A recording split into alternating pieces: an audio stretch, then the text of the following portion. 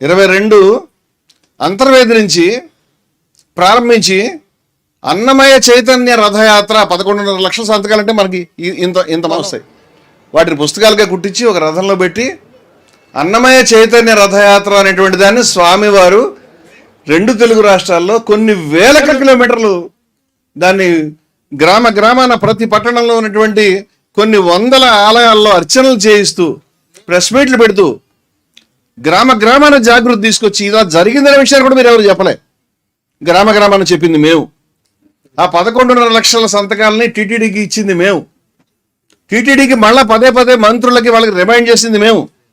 ప్రభుత్వం మారిన తర్వాత వెయిట్ చేసి మళ్ళీ వాళ్ళు చెప్పినా వినకపోవడంతో ఖచ్చితంగా మళ్ళీ 2వ దఫా అన్నమయ ఉద్యమాన్ని ప్రారంభించబోతున్నది కూడా మేమే. మీరు అంతా ఎక్కడ ఉన్నారు అప్పుడు? అన్నమయ్య ముఖ్యమైన వ్యక్తి కాదు, మీకు తెలియదా? దానికి సంబంధించి మేము చెప్పినప్పుడు కూడా ఎవరు మాట్లాడలేదే. ఆ ఉద్యమం జరుగుతుందని తెలిసిన తర్వాత మీ దృష్టిలో ఉన్న తర్వాత కూడా మీరు దాని ఎప్పుడు ఖండన ప్రకటన కూడా చేయలేదే. ఒక చిన్న అర్జీ కూడా ఇవ్వలేదే. మీరు హిందువులం ఏం కాదా? ఏం మాట్లాడుతున్నారు మీరు? అదేవిధంగా స్వామివారు ఎన్ని హైందవ భక్తి కళా సమ్మేళనాలు పెట్టారు, ఎన్ని భక్తి కళ వారికే గుర్తుండదేమో.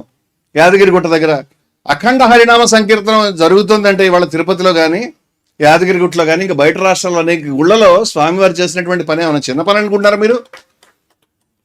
ఏమీ లేకుండా ఒక యూట్యూబ్ పెట్టుకుని, ఏమీ లేకుండా ఒక బొట్టు పెట్టుకుని కేకలు పెట్టి కొట్టేస్తే హిందువు అయిపోతావా? మరి పనులు చేసిన వాళ్ళంతా ఏం కావాలి? అదేవిధంగా సనాతన కాహళి పేరు మీద ఇప్పుడు 22 సభలు జరిగినాయి. ప్రతి నెల ప్రసంగాలు. ఏమన్నా సామాన్యులు వచ్చి మాట్లాడారండి? దాంట్లో ఎంతమంది పెద్దలు వచ్చి ద్వైతానికి, అద్వైతానికి, విశిష్ట అద్వైతానికి, అచల సాంప్రదాయానికి, సాయిబాబా సాంప్రదాయానికి, భగవద్గీతకి ఎంతమంది ప్రముఖులు, మహానుభావులు నెట్లో ఉన్నాయి చూడండి మీరు. మేము చేసినటువంటి రథయాత్ర వివరాలు మా యూట్యూబ్ ఛానల్లో, జయభారత్ మూవ్మెంట్ ఛానల్లో మీరు వెళ్ళి చూస్తే కనిపిస్తాయి. ఊరిన ఏ విధంగా రథం వెళ్ళిందని. మేము ఏ మాట అన్నా మేము చెప్తున్న విషయాలకి సాక్ష్యాధారాలతో సహా మేము ముందు నుంచి మాట్లాడుతున్నాం. మేము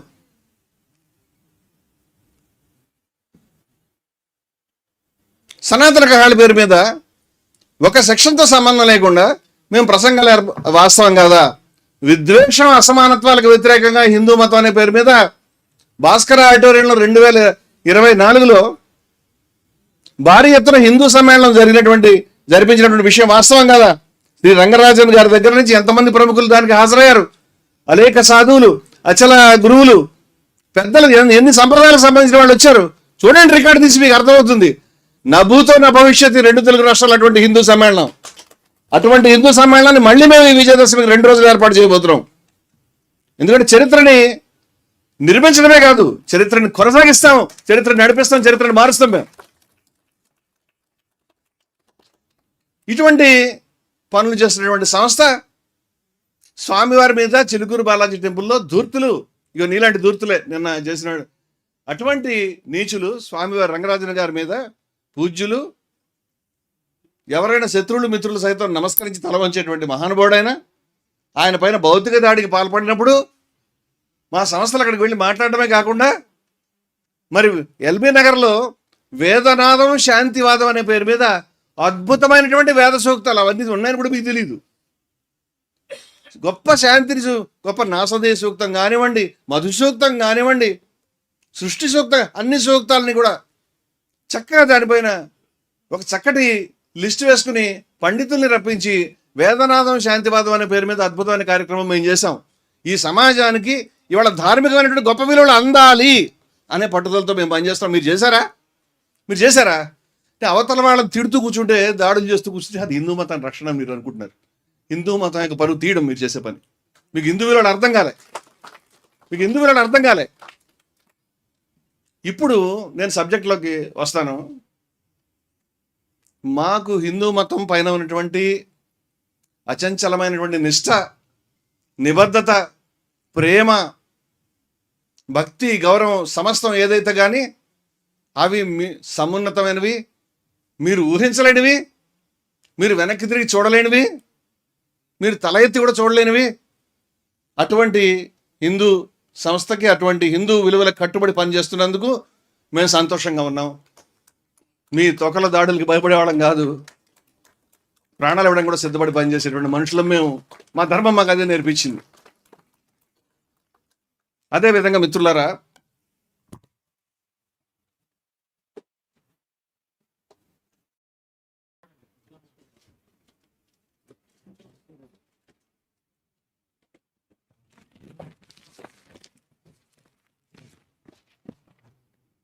నిన్న జరిగినటువంటి బీఆర్కే న్యూస్లో, సోదరుడు మధు ఇక్కడే ఉన్నాడు, నిన్న బీఆర్కే న్యూస్లో జరిగినటువంటి దాని యొక్క నిజాల గురించి నేను చెప్పాలి. అది అందరి ముందు స్పష్టంగా you can just go and browse. మీరు మీ సెల్ ఫోన్లో తీస్తే కనిపించేటువంటి విషయాలు ఇవన్నీ.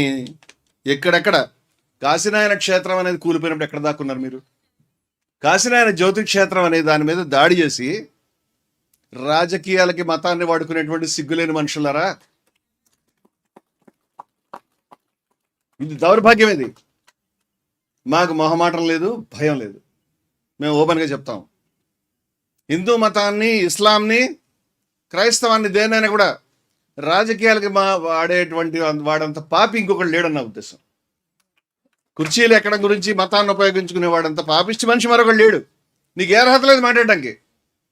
మహనీయుడైనటువంటి అవధూత ఆయన, కాశీనాయన, ఆయన దివ్యమైన సమాధి మందిరం అయ్యా బాబు. కోట్ల మంది ఫాలోయర్స్ ఉన్నారు, వందల వేల ఆశ్రమాలు ఉన్నాయని చెప్తారు, ప్రతి చోట అన్నదానం చేస్తారు, సమున్నతమైన సాంప్రదాయం. జ్యోతి క్షేత్రంలో సైతం స్త్రీలు సైతం పూజారులుగా ఉన్నారు. మీకు నచ్చలేదు నాకు అనుమానం ఆ విషయం.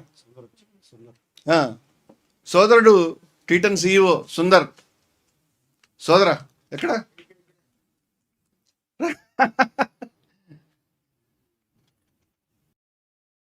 జ్యోతి క్షేత్రం మీద కూల్చివేతలు చేస్తారా మీరు? మీకు అసలు అక్కడికి బుల్డోజర్ పంపించడానికి ఒళ్ళు తెలుస్తుందా మీకు? అసలు మీ ప్రభుత్వాలకి తల ఇట్లా ఇట్లా ఊపుతూ నేను అన్అపాలజెటిక్ సనాతన అంటే చెప్తే సరిపోతుందా? కళ్ళు మూసుకుని, కళ్ళు రెపరెపలాడించుకుంటూ. మీ మంత్రివర్గంలో బుల్డోజర్లు జ్యోతి క్షేత్రాన్ని కూలగొట్టాయి. అక్కడికి వెళ్ళొద్దు, ఇది మన ప్రభుత్వమే, మీరు మాట్లాడకండి అని ఆయనకి ఎన్ని ఫోన్లు వచ్చి అడగండి. ఎంత ఒత్తిడి ఎదుర్కొన్నాడు అడగండి.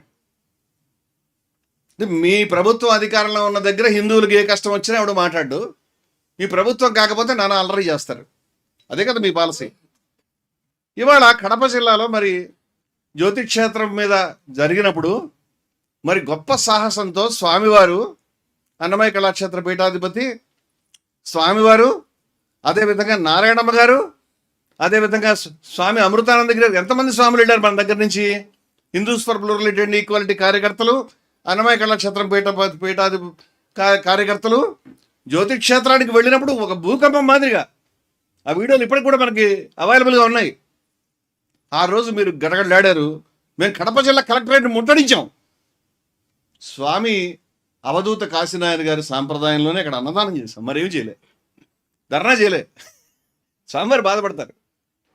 కళ్ళు తెరుచుకోవాలి ప్రభుత్వానికని అన్నదానం చేసి అక్కడ మహజర్ ఇచ్చాం లోపల. వెంటనే ప్రభుత్వం దిగొచ్చి ఆ శాఖ ఎవరి చేతిలో ఉందో ఆ అన్అపాలజెటిక్ సనాతన ఇప్పటిదాకా ఒక మాట మాట్లాడలే. కానీ లోకేష్ గారు మేము మళ్ళీ కడతామండి అని చెప్పి, తప్పు అయింది అని చెప్పి మళ్ళీ కట్టడం ప్రారంభించారు. నేను అడుగుతున్న విషయం ఏంటంటే, ఆ యొక్క దివ్యక్షేత్రాన్ని నిర్మాణం చేసినటువంటి వాళ్ళు మీలాంటి వారే బాబు. కోట్ల విజయభాస్కర్ రెడ్డి గారు, ఇంకా చాలామంది ఎంపీలు, ఎమ్మెల్యేలు, మహానుభావులు, ముఖ్యమంత్రులుగా, కేంద్ర మంత్రులుగా పనిచేసిన వారు. ఆ అవధూత గారు ఏం అడగలేదు. ఆయన గోచిపెట్టి తిరుగుతాడు. ఆయనకి ఏ రకమైనటువంటి ఈ భూమి మీద ఏ సంపదలు కావాలని కోరుకునే వాళ్ళు కాదు కదా వాళ్ళు. ఆ మహానుభావుడు అక్కడ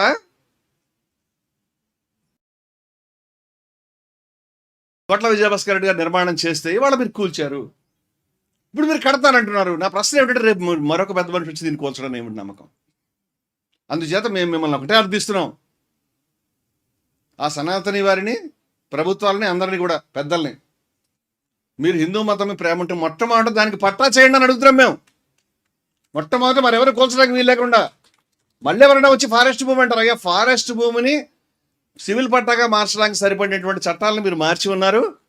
దానికి 1, 2 రెట్లు అవసరం అవుతాయి, 3 రెట్లు అవసరం అవుతాయి. తమరు ప్రభుత్వ భూమిని దేన్నో ఇప్పించి ఆ మహనీయుడి యొక్క సమాధి, కోట్ల మంది హిందువుల యొక్క మహనీయుడు ఎవరైతే ఉన్నారో ఆయన సమాధికి ఎటువంటి ఆటంకం కలగకుండా దయ ఉంచి పట్టా చేయండి అని అడిగాం.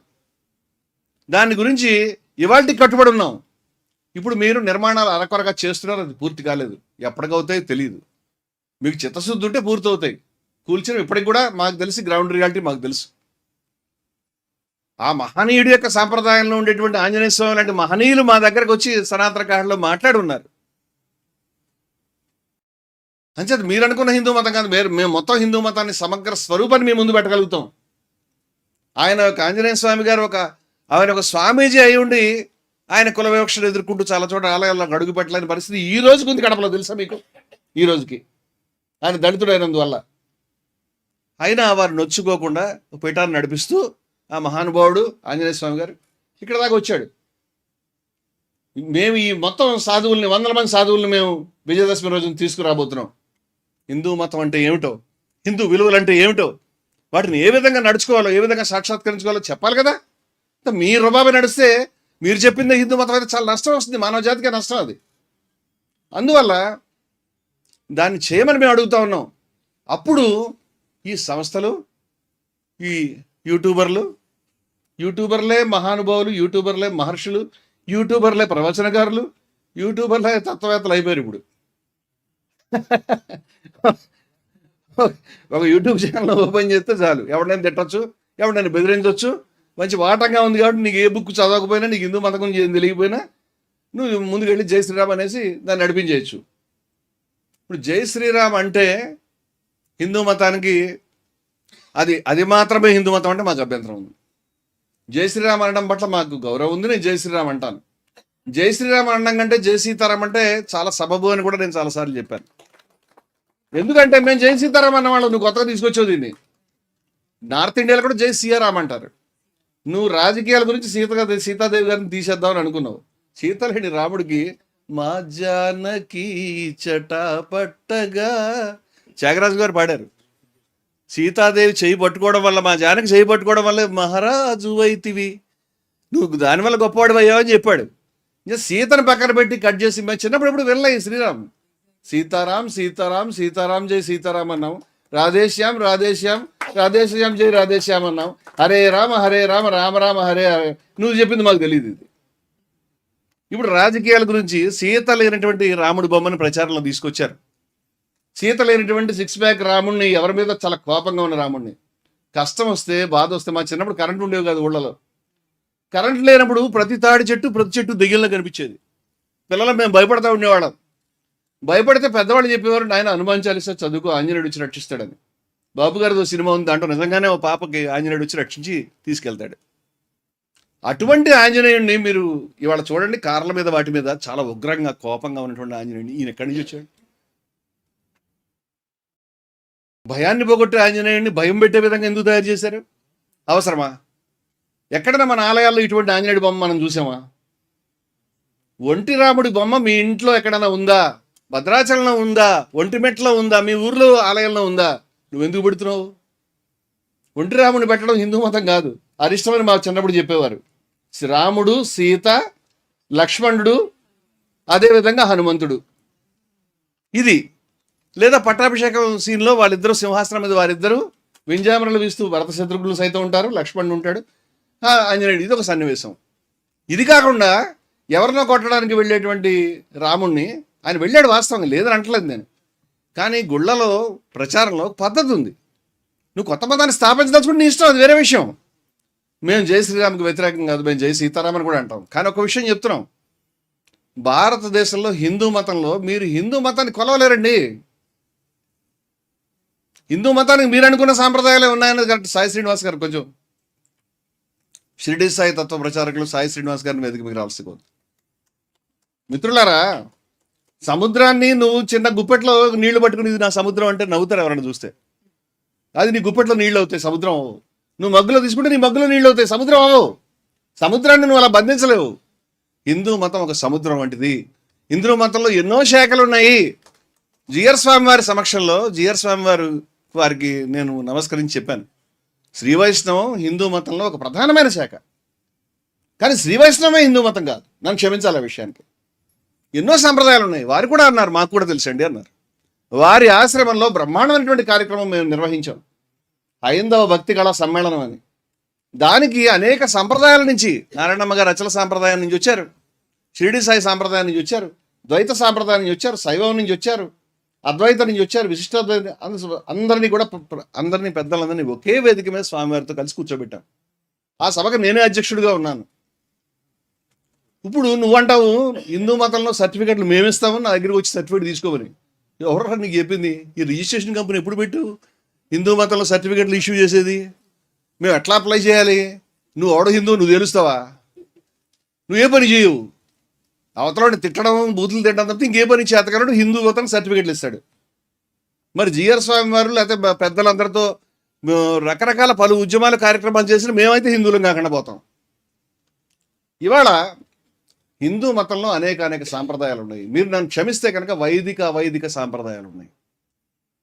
అందరూ అనుకుంటున్నట్టు వైదిక సాంప్రదాయం మాత్రమే కాదు. మీకు నచ్చినా నచ్చకపోయినా అది హిందూ మతం అంటే విశిష్టమైన సాంప్రదాయం అది. అలాగే మా అధ్యక్షులు హిందూస్ ఫర్ ప్లూరలిటీ ఈక్వాలిటీ యొక్క అధ్యక్షులు సాధు త్రినాథ్ దాస్ గారు, వారు అలేఖ సాంప్రదాయానికి చెందిన మనిషి. అలేఖ మహిమ అనే సాంప్రదాయం గురించి మీకు తెలియదు.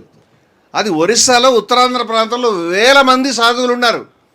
క్రింది కులాలకు చెందినటువంటి వాళ్ళు, షెడ్యూల్ ట్రైబ్స్, అలాగే క్రింది కులాల ఎస్సీబీసీ కమ్యూనిటీస్ నుంచి వచ్చినటువంటి అనేక మంది సాధువులు ఆ ఉద్యమాన్ని ఎంత గొప్పగా భారతదేశంలో ఇంత కఠినంగా, ఇంత స్పష్టంగా కొన్ని కఠినమైన నియమాలకి కట్టుబడి నిబద్ధులై నడిపిస్తున్నటువంటిది ఎవరు లేరనుకుంటాను నేను వాళ్ళకి పోటీ. అటువంటి సంప్రదాయం అది. మా అధ్యక్షుల వారు 45 సంవత్సరాలు సన్యాసిగా గోచి పెట్టుకుని ఊరూరా భిక్షాటనమి తిరిగారు. స్కూల్ కూడా వెళ్ళలేదు, స్కూల్లో జాయిన్ కాలేదు. వారి మాతృభాష ఒరిస్సా, వారి స్కూల్లో జాయిన్ కాలేదు. వారి గురువుకి చిన్నప్పుడే తల్లిదండ్రులు ఇచ్చేశారు ఆయన్ని. ఆ గురువు వెంబడి ఆయన భిక్షాపాత్రతో తిరిగారు. భిక్ష బాగానే పెడుతున్నారు కదా అని మళ్ళీ మనం కూర్చోవడానికి వీల్లేదు, అక్కడ ఉండడానికి వీల్లేదు, ఆ ఇంట్లోకి రావడానికి వీల్లేదు, రోడ్డు మీద నిలబడాలి. అక్కడి నుంచి మళ్ళీ హాఫ్ డేకి ఇంకో ఊరు వెళ్ళాలి. ఆ విధంగా సంచారమైనటువంటి జీవితం. వాళ్ళు కులానికి వ్యతిరేకం, అసమానత్వానికి వ్యతిరేకం. మీరు నన్ను క్షమిస్తే వాళ్ళు విగ్రహారాధన చేయరు, వాళ్ళు రాముడిని కృష్ణుడిని పూజించరు. ఏం చేయాలి? పంపించేద్దాం, హిందువులు కాదని చెప్దామా? వాళ్ళు యజ్ఞయాగాలు చేస్తారు, ఉపనిషత్తులు మాట్లాడతారే. వాళ్ళకు ఒక సాంప్రదాయం, బోధనలు ఉన్నాయే. వారి సాంప్రదాయాన్ని, బోధనల్ని చివరికి పార్లమెంట్ హౌస్లో కూడా పెట్టారని చెప్తారు. అటువంటి భీమభోయి యొక్క బోధనల్ని, అలేఖ స్వామి యొక్క బోధనల్ని ఎన్ని సంప్రదాయాల గురించి చెప్పమంటారు? అలేఖ సాంప్రదాయం, దీని పౌరాణ హిందూ మతం అంటాం. మీకు తెలిసినటువంటి హిందూ మతం ఏదైతే ఉందో, వేదం తర్వాత ఉపనిషత్తు తర్వాత పురాణాలు వచ్చినాయి. వేదంలో పురాణ పాత్రలు కనిపించవు. అది ఒక పద్ధతిగా జరిగిన విషయాలు కాబట్టి. అందువల్ల ఇవాళ భారతదేశంలో ఉన్న అనేక సాంప్రదాయాలు, నేను ఇందాక అలేఖ సాంప్రదాయం చెప్పాను. అచల సాంప్రదాయంలో విగ్రహారాధనకి ప్రాధాన్యత లేదు. అయ్యవైకుంఠాలు కేరళలో ఉంటారు, విగ్రహారాధనకి ప్రాధాన్యత లేదు. వారికి వేరే సాంప్రదాయం ఉంది. మహానుభావాలు వేరే చోటు ఉంటారు, వారి దగ్గర లేదు. ఆర్య సమాజీయులు, దయానంద సరస్వతి కంటే పెద్దవాడు అయినావా? ఆయన విగ్రహారాధనకు వ్యతిరేకం. రాముడు కృష్ణుడు మహా అయితే పెద్ద దేవుళ్ళు అయి ఉంటారు, కానీ వాళ్ళు రాజులై ఉంటారు, దేవుళ్ళు ఎలా అవుతారని అడిగాడు ఆయన. నేను రాశాను, ఆయన చెప్తే ఆయన అభిప్రాయం అది. నేను నచ్చినా నచ్చకపోయినా, నేను నచ్చకపోతే నచ్చలేదని చెప్పండి. దాని గురించి ఆయన హిందూ కాదు చెప్పడానికి నువ్వెలా సరిపోతావు?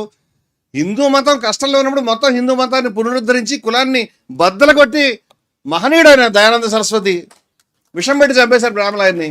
నీకు తెలీదు. ఇప్పుడు వచ్చి నీ ప్రమాణాల ప్రకారం నువ్వు హిందూ కాదు, ఈయన చెప్తాడు. ఈయన ఈ జయ శ్రీరామ్ అనాలి, ఇంకోటి ఎదురు చేయాలి, ఈయన వెనకాల ఉండాలి, ఈయనలాగే మొత్తం క్రైస్తవులను ముస్లింలను బూతులు తిట్టాలి, అప్పుడు హిందూ సర్టిఫికేట్ ఈయన ఇస్తాడు. ఎక్కడి నుంచి వచ్చారు నువ్వు? ఎప్పటి నుంచి మొదలుపెట్టావు ఈ దుకాణం? మీ దుకాణాలు మూసేయండి, మీ దుకాణాలు మూసేయండి అని చెప్తున్నాడు నేను. You can't run. నీ సర్టిఫికేట్ల గురించి నువ్వు మాట్లాడుతున్నావు.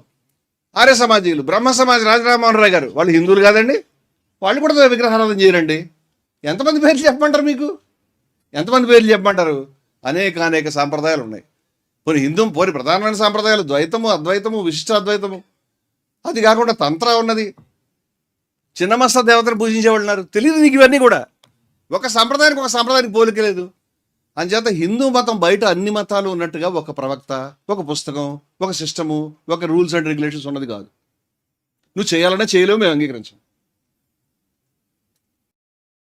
మాకు అందరం గౌరవించేటువంటి ఒక దేవుడు కానీ, అందరం గౌరవించేటువంటి ఒక పుస్తకం కానీ, అందరం గౌరవించే ఒక ప్రవక్త కానీ మా దగ్గర లేడు. ఏం చేయాలి? ఏం చేయాలి చెప్పు? అదేవిధంగా ఇవన్నీ నీకు బాధ కలిగించే విషయాలు నాకు తెలుసు, కానీ నువ్వు చెప్పమన్నా కూడా చెప్తున్నాడు నేను. ఇప్పుడు ఏ ప్రమాణాల ప్రకారం మామూలు హిందువులు కాదని ప్రూవ్ చేయదలిచావో, నువ్వు హిందూ ఎలా కాదో నేను చెప్తాను. నువ్వు ఎందుకు కాదో చెప్తాను నేను. హిందూ మతం అనేది మతం కాదు, ఒక జీవన విధానం అని కొంతమంది చెప్తారు. ఐఎమ్ వెరీ సారీ, ఒక జీవన విధానం కూడా కాదు, పలు జీవన విధానాల సహజీవన వ్యవస్థ, ఆదాన ప్రధానాల వ్యవస్థ, ఇవన్నీ ఎప్పటి నుంచో కొనసాగుతున్నాయి. ఇన్ని మాటలు నువ్వు చెప్తుంటే తెలంగాణ శ్యామ్ గారు రండి బాబు, ఇన్ని మాటలు నేను చెప్తుంటే ఎవరైనా వచ్చి మరి ఇదేంటిది హిందూ మతంలో ఏమీ లేదని చెప్తున్నాడు ఈయన, హిందూ మతమే లేదా అని అంటారు. క్షమించాలి, అందువల్ల మిత్రుల్ని పరిచయం చేస్తున్నాను నేను. సాయి శ్రీనివాస్ గారు కింద కూర్చున్నారు కదా, హేమ మల్లోజుల ఆప్ నుంచి వచ్చారు. హేమ గారు అమ్మా నమస్తే అమ్మా. మా సోదరుడు ప్రమోద్ సనాతన ట్రావెలరు మొన్ననే దాడికి గురై చేసిన వాడు ఉన్నాడు, ఒకసారి పరిచయం చేసుకోండి. అలాగే రమణేశ్వరం నుంచి గజేంద్ర గారు వచ్చారు. అదేవిధంగా నా సోదరుడు భానుమేకల విజయవాడ నుంచి వచ్చాడు, సోదరుడు యుద్ధ వీరుడు. పీటర్ నాయుడు గారు పాస్టర్ గారు వచ్చారు. నమస్కారం, ముందుకు రండి సార్. క్షమించండి సార్, వేదిక అనేది సీరియస్గా తీసుకోవద్దు. సో మిత్రులారా,